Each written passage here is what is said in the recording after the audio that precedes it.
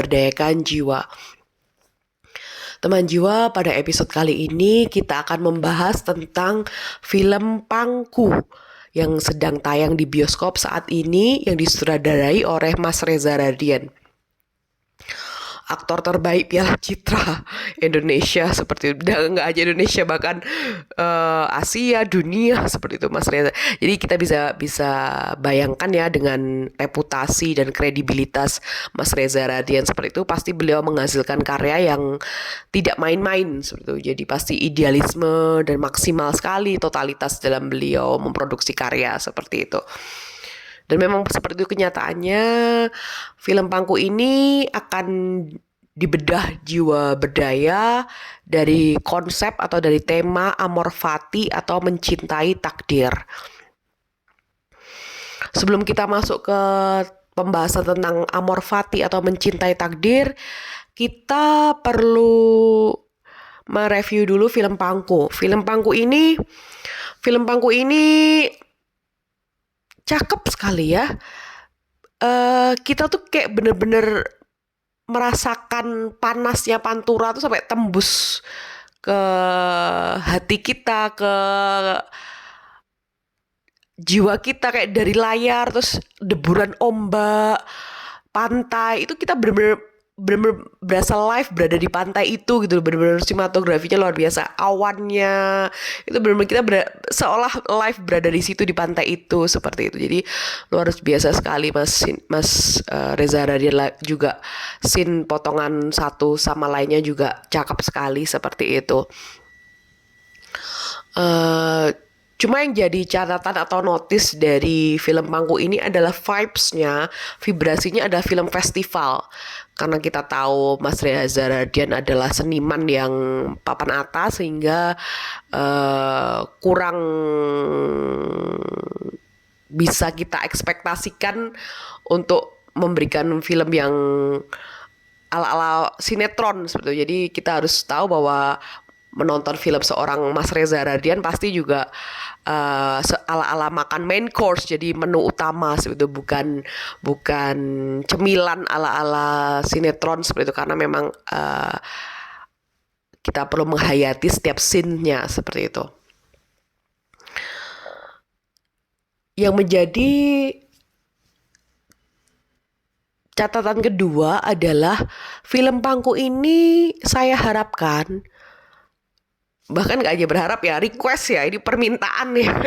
Jadi bener-bener bukan instruksi, bukan perintah, bukan kewajiban, tapi bener-bener request, permintaan, supaya film Pangku ini ditonton teman-teman semua yang memiliki ibu single mom, atau film ini ditonton teman-teman semua yang saat ini berperan sebagai single mom atau ibu tunggal seperti itu, single parent seperti itu.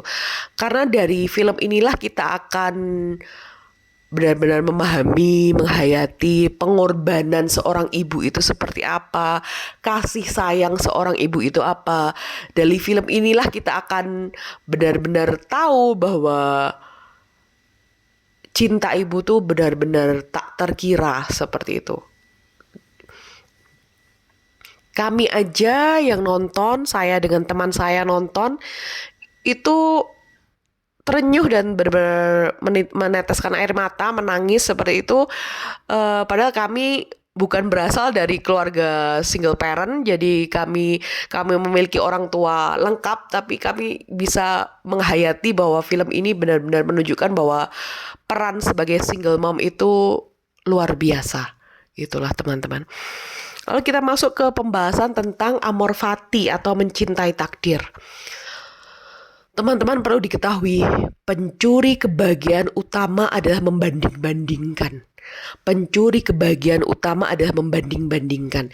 Jadi kalau kita melihat orang lain yang mungkin kaya, yang mungkin sudah berkeluarga, punya suami, punya anak-anak, punya istri, punya rumah, seperti itu, kita akan nelangsa karena kita membanding-bandingkan atau membandingkan teman-teman yang kita yang sudah punya mobil, sudah jalan-jalan ke luar negeri, itu kita akan langsa. Jadi kita perlu menjalankan hidup dengan prinsip amor fati atau mencintai takdir.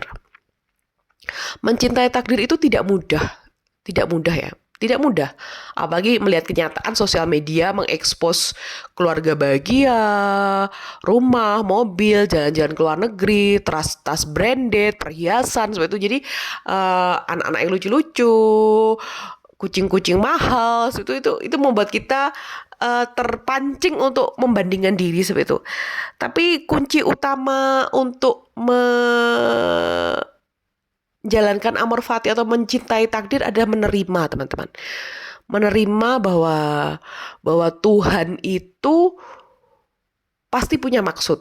Tuhan itu pasti tidak salah mengukur. Tuhan itu pasti tidak salah menentukan takdir.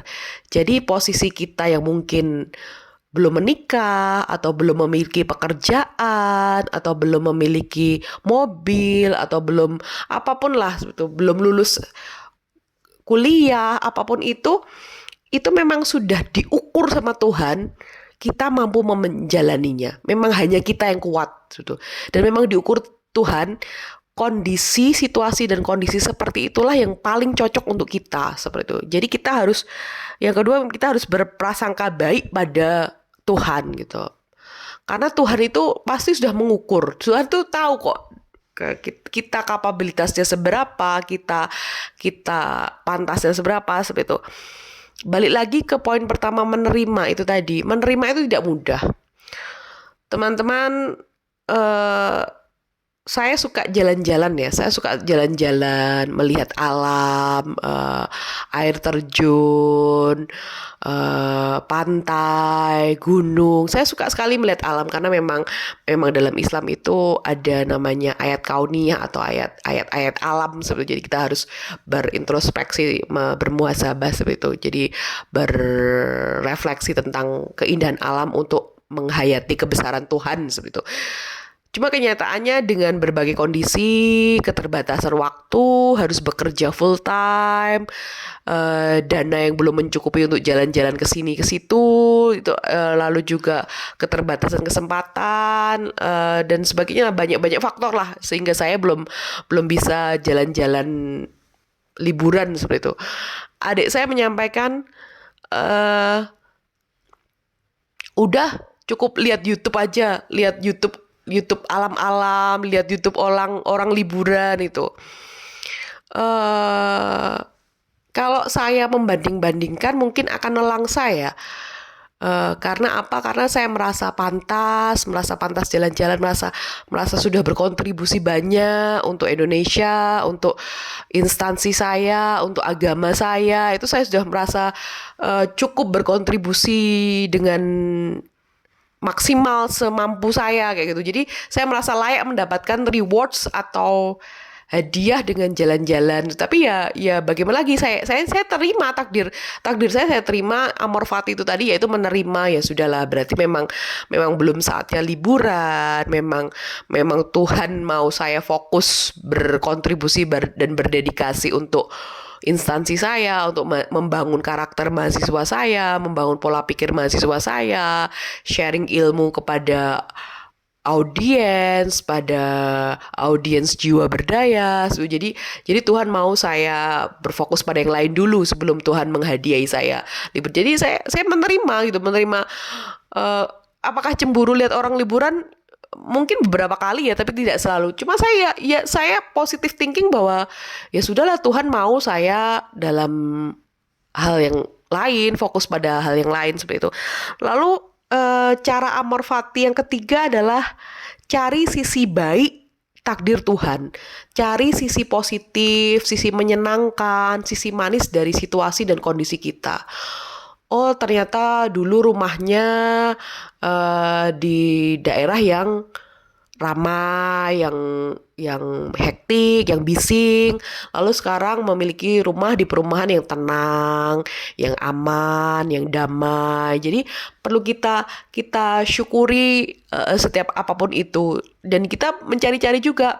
Oh, ternyata kemarin nyari kerja belum dapat, sekarang dapat kerja sesuai kemampuan kita, sesuai passion kita. Oh ternyata Jadi misalnya jadi bankir itu walaupun itu bukan passion saya, bukan plan A saya untuk jadi seorang pegawai bank, tapi dengan menjadi pegawai bank, baju-baju saya bisa keren-keren, bisa tampil secara elegan, bisa memiliki gaji tetap, bisa memiliki status yang bagus. Oh, meskipun saya kadang-kadang masih melihat yang lain atau membandingkan yang lain, tapi situasi dan kondisi menjadi pramuniaga toko ini menjadikan saya belajar melayani pembeli, belajar memberikan informasi melalui komunikasi yang baik dengan pelanggan, belajar berucap dengan tata bahasa yang baik, belajar mempelajari produk-produk. Jadi apapun itu cari sisi positif, sisi baik. Oh ternyata jadi pustakawan itu mungkin ada plus minusnya, tapi saya fokus ke sisi positifnya. Jadi itu teman-teman.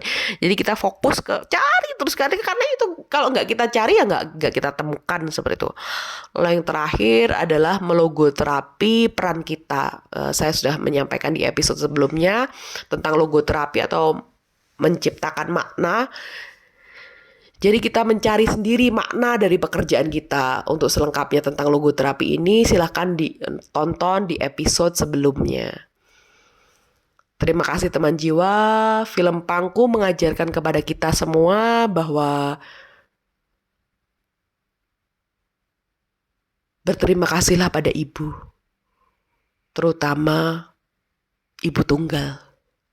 Dan juga mari menerima takdir dan mencari sisi positif, sisi baik, sisi manis dari takdir kita seperti apapun itu situasi dan kondisinya. Serta yakin bahwa Tuhan tahu seperti apa situasi dan kondisi serta takdir yang terbaik untuk kita. Percaya saja pada Tuhan. Salam bertumbuh dan berdaya, salam teman jiwamu.